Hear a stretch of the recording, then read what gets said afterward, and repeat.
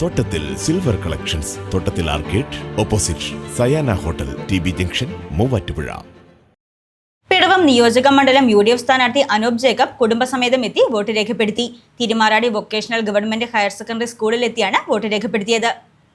പിടവം നിയോജക മണ്ഡലം UDF സ്ഥാനാർത്ഥി Anoop Jacob Thirumarady vocational higher secondary സ്കൂളിലെ 175 നമ്പർ ബൂത്തിൽ രാവിലെ 7-നെത്തി വോട്ട് രേഖപ്പെടുത്തി.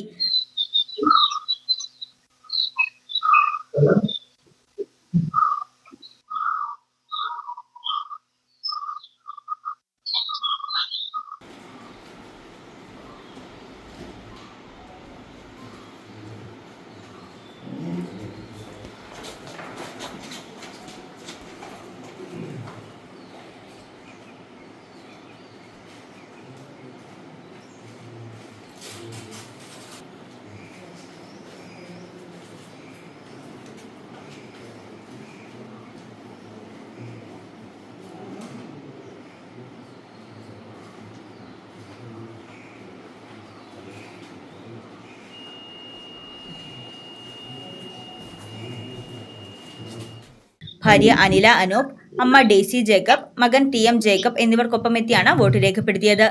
മകൻ TM ജേക്കബിന്റെ കന്നിവോട്ടാണ്.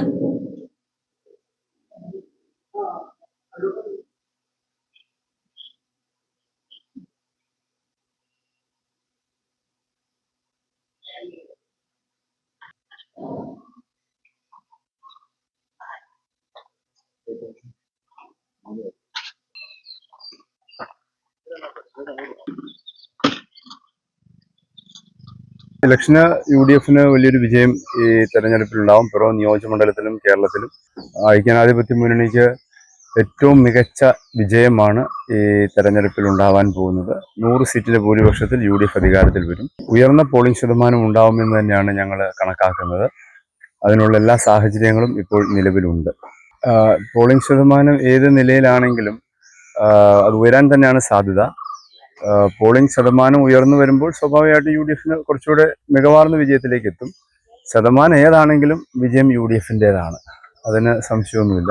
പക്ഷേ ഇപ്പോഴത്തെ രാവിലത്തെ പോളിംഗ് രീതി കേരളത്തിലാകമാനം നോക്കിക്കഴിഞ്ഞാൽ കാണാൻ കഴിയുന്നത് വലിയ ഒരു പോളിംഗ് ശതമാനം ഉയരാനുള്ള സാധ്യതകൾ ഇപ്പം തന്നെ നമ്മൾ നോക്കിക്കഴിഞ്ഞാൽ കാണാം.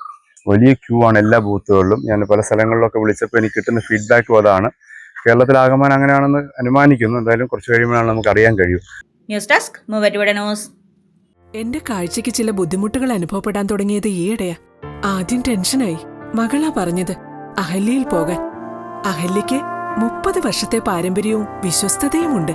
അഹല്യയിലെ വിദഗ്ധരായ ഡോക്ടർമാരുടെ ചികിത്സ കൊണ്ട് എനിക്ക് എന്റെ കാഴ്ചശക്തി പൂർണ്ണമായും തിരിച്ചു കിട്ടി. ഇപ്പൊ എനിക്ക് ഈസിയായി വായിക്കാം. നേത്ര സംരക്ഷണത്തിന് നമ്മുടെ Ahalya. Ahalya foundation eye hospital, കേരളത്തിൽ എല്ലായിടത്തും.